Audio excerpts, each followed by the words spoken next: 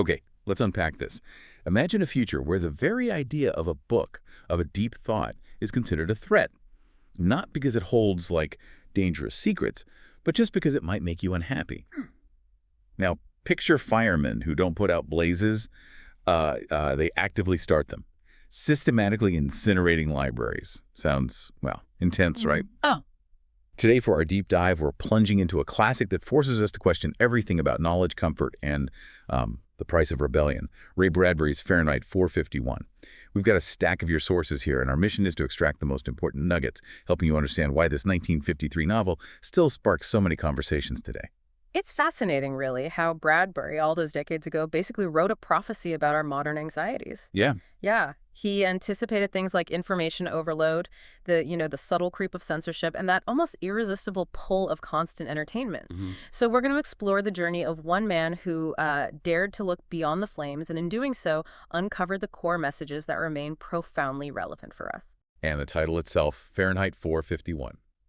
I know it refers to the burning point of paper, but what's the deeper symbolism there? Is it just destruction, or is there, more to it? Well, it's a brilliant choice. Because while it's literally the ignition point of paper, yes, it becomes a metaphor for society's own self-immolation, its own destruction. Okay. It's the point where thought is extinguished, where history gets erased.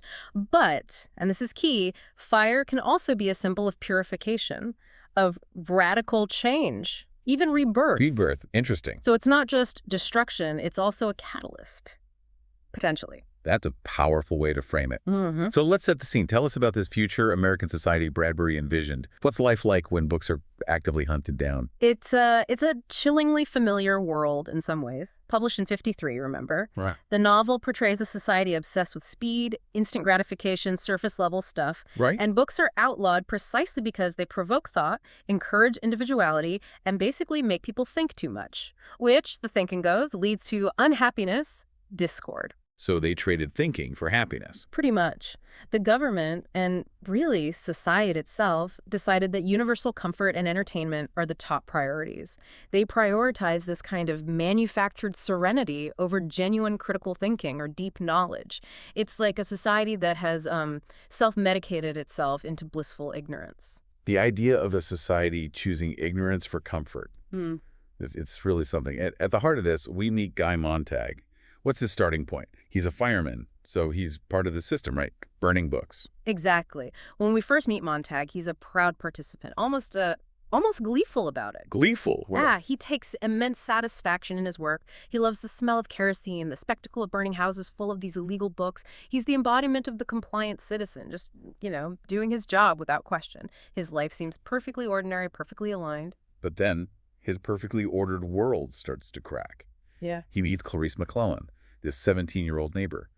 What is it about her? How does a teenager start chipping away at his contentment? Clarice she's the complete opposite of everything his society values. She's deeply curious, she notices small things, loves nature, and crucially, she asks real,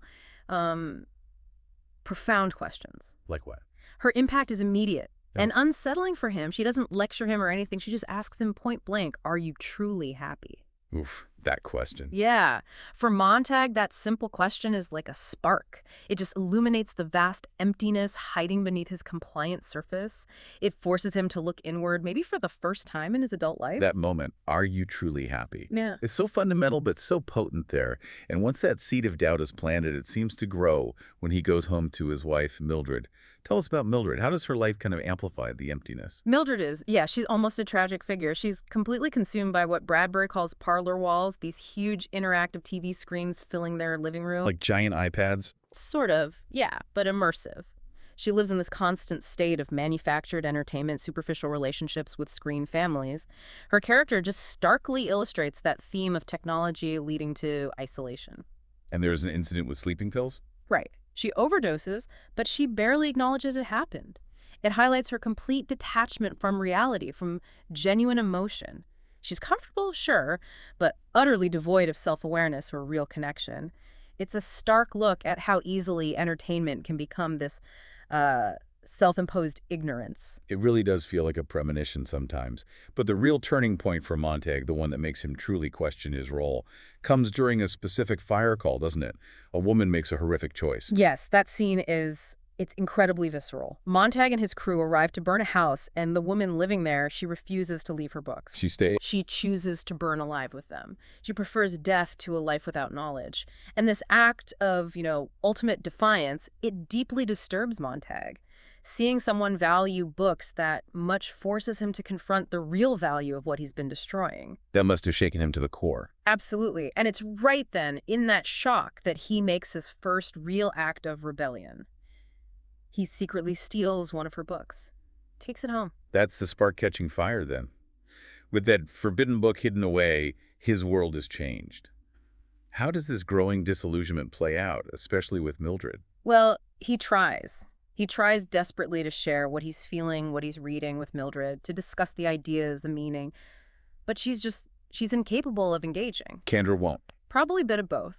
She's so deeply immersed in her parlor walls, so numb to anything beyond the surface that she literally cannot comprehend his distress or his curiosity. It just highlights this massive gap opening up between them. He's seeing something, and she's determinedly looking away. So he's isolated, cut off from his wife. His old beliefs are shattering. Where does he turn when everyone around him is, happy in their ignorance? He remembers an old encounter. He seeks out Professor Faber, a retired English professor. Faber becomes this crucial mentor figure for Montag. The wise old guide. Exactly. Someone who can actually articulate what Montag is only just starting to feel instinctively.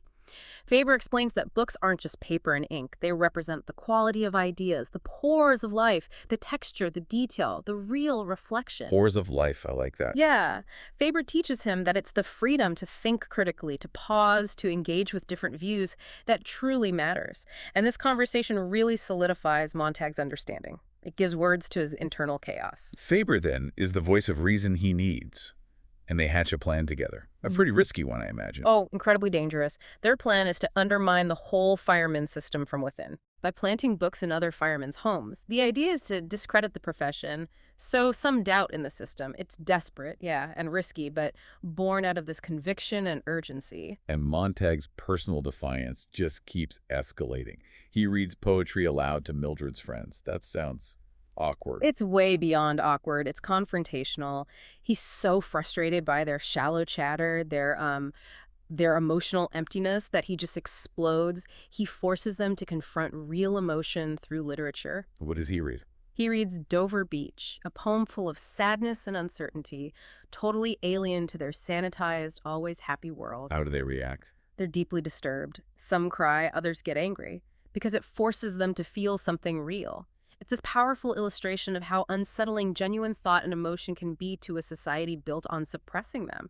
He basically cracks open their fragile emotional shells. And you can't just do that and expect no consequences. His rebellion comes to a head with Captain Beatty, his boss. What's Beatty's role in all this? He uses literary quotes too, right?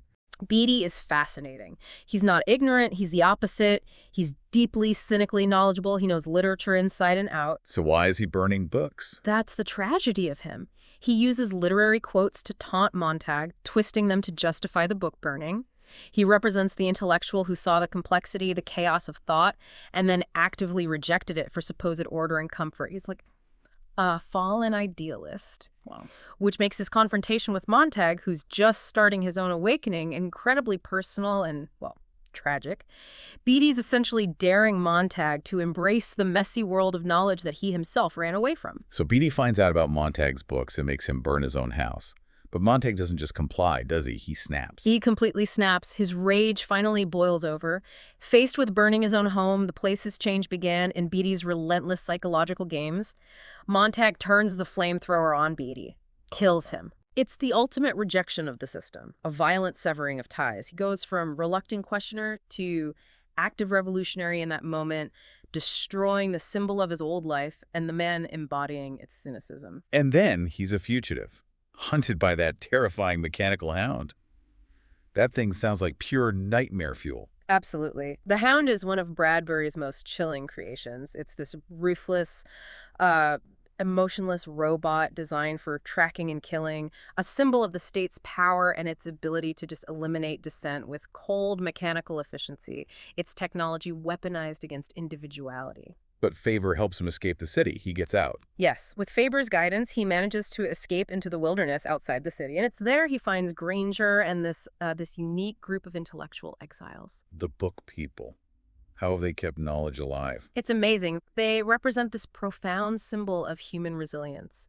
Each person in the group has committed an entire book, or sometimes more than one, to memory. They've become living libraries. Literally walking books. Essentially, yes. They're waiting for the world to heal, for a time when society might be ready to rebuild, and they're carrying the torch of learning within themselves. They know that even if the physical books are gone, the ideas, the words, can live on in human minds. And that time comes, maybe sooner than expected. Bombers appear. The city is destroyed in a war. What's the significance of that? It's devastating, obviously, but also kind of cathartic. The city's destruction symbolizes the self-destruction of that shallow, censored society. Yeah. It's Bradbury suggesting that a culture actively suppressing knowledge is ultimately unsustainable. It consumes itself. But Montag and his new friends survive. So despite all that destruction, there's hope at the end. What's their vision? Definitely hope. They walk away from the ashes, literally and metaphorically. They carry this collective memory, not to force it on anyone, but to share it when the world is ready. The hope lies in that idea that knowledge, even when physically erased, survives through memory and resilience. It offers the promise of rebuilding something better, something more thoughtful. It's about the unquenchable human spirit of inquiry. So if we, connect this to the bigger picture, Fahrenheit 451 isn't just a story.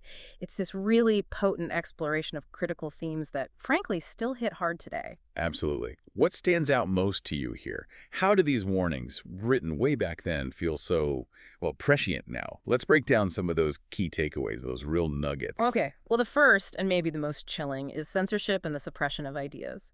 Bradbury's ultimate warning isn't just about governments banning books. It's the insidious idea that a society might willingly give up critical thought for comfort. Right, the self-censorship almost. Exactly. The nugget here is, we might not burn physical books today, but maybe we let our attention get burned away by endless distractions, achieving a similar kind of intellectual apathy. That's a really sharp point. It's not just what's taken, but what we give up. Okay, next. Technology and isolation.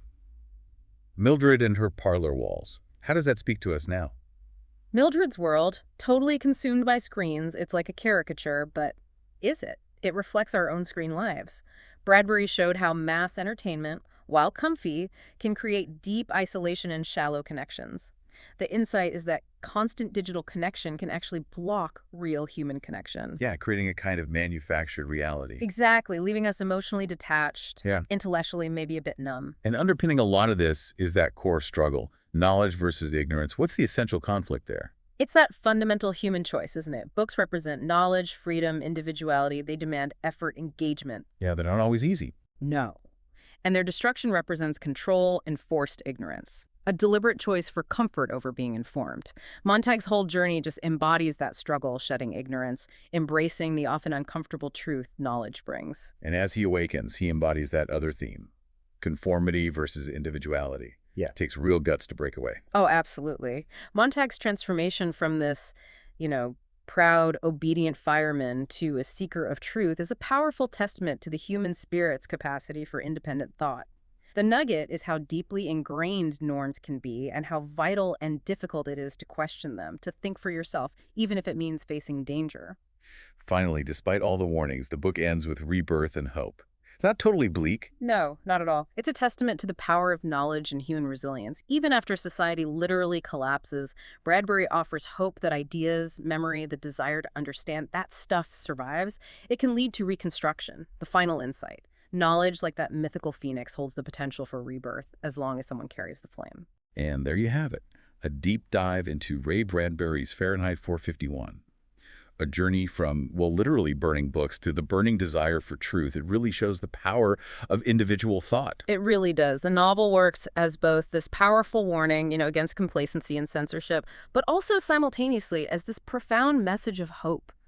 That individuals can resist, they can keep knowledge alive. It reminds us that our capacity for critical thought, for empathy, that's what makes us human. Montag's story, from dutiful fireman to truth seeker, it just illustrates the importance of questioning authority, protecting free thought, and cherishing literature as a foundation for growth. A timeless reminder that sometimes the most dangerous ideas are the ones we don't even encounter. So for our final provocative thought for you to mull over, in a world where information is everywhere, but our attention is, let's face it, scarce, what ideas are we maybe unconsciously allowing to be burned or sidelined in our own lives and our society today? All for the sake of comfort or entertainment or just, fitting in. Thank you for joining us on this deep dive. Keep questioning, keep reading, and keep thinking.